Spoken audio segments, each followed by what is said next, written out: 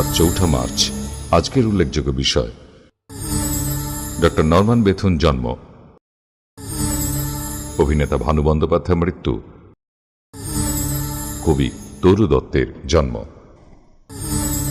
নাট্যকার ও গীতিকার জ্যোতিরিন্দ্রনাথ ঠাকুরের মৃত্যু।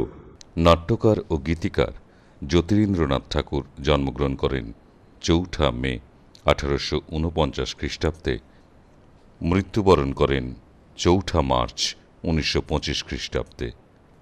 পিতা ছিলেন মহর্ষি দেবেন্দ্রনাথ। গৃহেই তার শিক্ষারম্ভ শুরু হয়েছিল। প্রেসিডেন্সি কলেজে এফএ পড়ার সময় পারিবারিক জোড়াসাঁকো থিয়েটার সংগঠনের চেষ্টায় কলেজ ত্যাগ করেছিলেন। ১৮৬৭ খ্রিস্টাব্দে তাঁর বড় ভাই সিভিলিয়ান সত্যেন্দ্রনাথের কর্মস্থল আমেদাবাদে গিয়ে সেতার বাদন, অঙ্কনবিদ্যা ও ফরাসি ও মারাঠি ভাষা শিক্ষা গ্রহণ করেন। কলকাতায় ফিরে এসে আদি ব্রাহ্ম সমাজের সম্পাদক রূপে ১৮৬৯ থেকে ১৮৮৮ খ্রিস্টাব্দ কাজ করেন।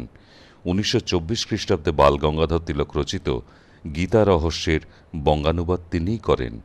চৈত্র বা হিন্দু মেলার দ্বিতীয় অধিবেশন উদ্বোধন নামে একটি স্বদেশ প্রেমোদ্দীপক কাব্য পাঠ করেন ১৮৬৮ খ্রিস্টাব্দে।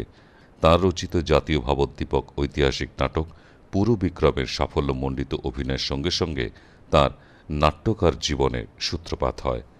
স্ত্রী শিক্ষা ও নারী মুক্তি আন্দোলনে পুরোধা একসময়ে কিঞ্চিৎ জলযোগ প্রহসন রচনার জন্য দুঃখ প্রকাশ করেন জ্যোতিরিন্দ্রনাথ ঠাকুর।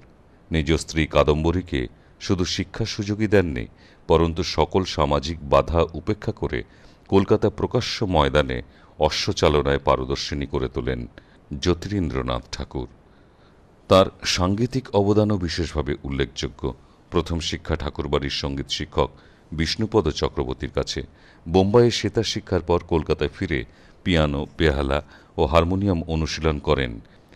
নতুন নতুন সুর সৃষ্টি করতেন যতীন্দ্রনাথ, আর রবীন্দ্রনাথ সেগুলিকে কথায় বাঁধবার চেষ্টা করতেন।